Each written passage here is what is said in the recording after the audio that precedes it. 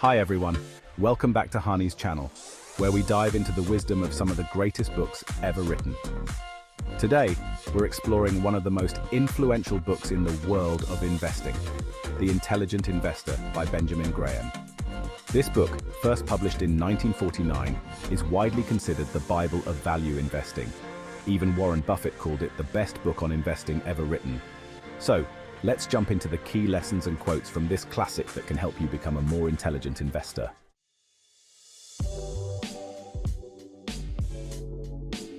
One of the most fundamental lessons in The Intelligent Investor is understanding the difference between investing and speculating.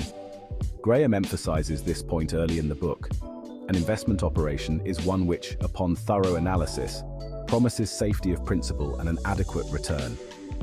Operations not meeting these requirements are speculative. Think about the dot-com bubble of the late 1990s. Investors were speculating on any company with a.com in its name, regardless of whether those companies had solid business models or profitability. As a result, many lost large sums when the bubble burst. On the other hand, those who stuck to companies with proven revenue models, like Amazon, which survived and thrived, had safer investments with long-term returns.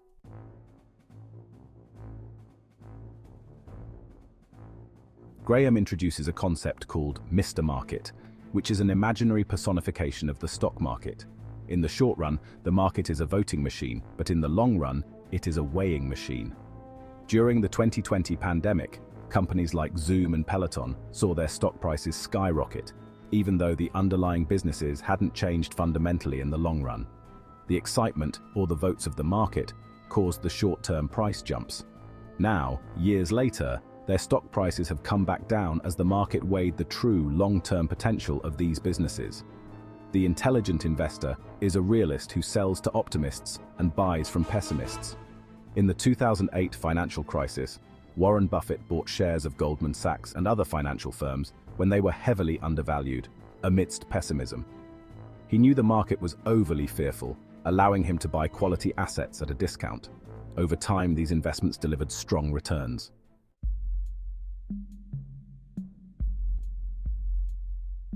One of Graham's most important principles is the concept of a margin of safety. The margin of safety is always dependent on the price paid. Imagine buying a house worth $200,000 for $150,000. The $50,000 gap acts as a margin of safety.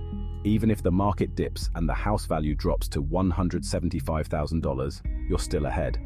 In the same way, Graham suggests buying stocks below their intrinsic value so that even if the company faces short-term challenges, you're protected.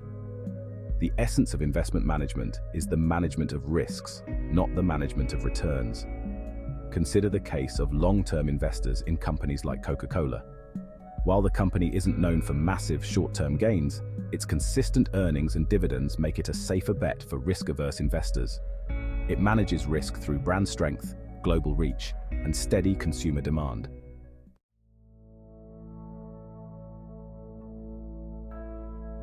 Section 4. Emotional discipline and overcoming fear and greed. The stock market is driven by human emotions, mainly fear and greed. Graham warns us about this in several parts of the book. The investor's chief problem, and even his worst enemy, is likely to be himself. In 2020, when COVID-19 hit, many investors panicked and sold their stocks as prices plummeted. However, those who remained calm and held on to quality stocks, like Apple or Microsoft, saw those prices rebound and even reach new highs later on. The key was staying rational when fear gripped the market. The intelligent investor is a realist who buys from pessimists and sells to optimists. When the oil industry faced massive downturns in 2020, stocks like ExxonMobil were trading at multi-year lows. Investors who bought in when others were pessimistic about the industry have since benefited from the recovery in oil prices, making substantial gains by taking a contrarian approach.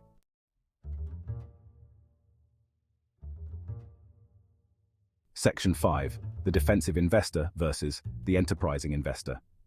Graham divides investors into two categories, the defensive investor and the enterprising investor. Each has a different approach to investing, depending on their goals and risk tolerance. The defensive investor is unwilling or unable to devote much time and effort to the process of investing. A defensive investor might invest in a low-cost index fund like the S&P 500. This is a hands-off, diversified investment that tracks the market as a whole and requires minimal effort. Over time, it provides steady returns without the need for in-depth research or active management. The enterprising investor is one who is willing to devote time and care to selecting securities that are undervalued. The enterprising investor might have spotted Tesla when it was undervalued back in 2019, doing the homework on the company's potential in electric vehicles and energy storage. Such an investor would have taken on more risk, but the potential for higher returns was there for those willing to research thoroughly.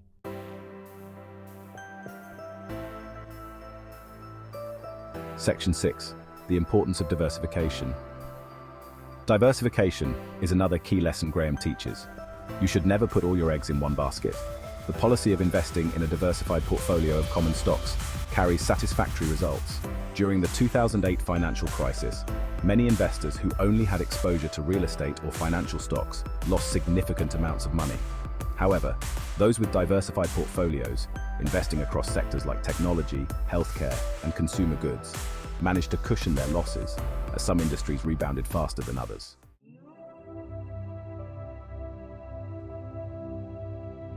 Section 7. The power of patience. Finally, one of the most critical lessons in The Intelligent Investor is the power of patience. Building wealth through investing takes time. Successful investing is about managing risk, not avoiding it. A classic example is Warren Buffett's investment in Coca-Cola. He bought a large stake in 1988 and held onto it for decades. The stock didn't deliver huge gains overnight, but the compounded dividends and steady growth turned it into one of Buffett's most successful investments. To achieve satisfactory investment results is easier than most people realize. To achieve superior results is harder than it looks. Investing in an index fund, like the Vanguard Total Stock Market Index Fund, is an example of achieving satisfactory results. It requires little effort and time and provides market average returns. Trying to outperform the market, however, requires a lot of time, skill, and even luck, making superior results difficult to achieve.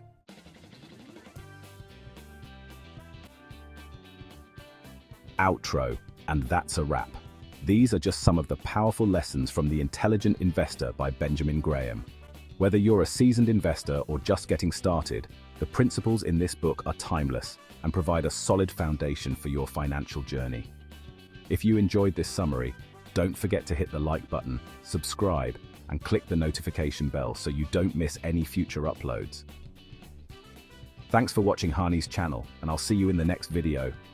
Don't forget to use my Amazon affiliate links to purchase the book.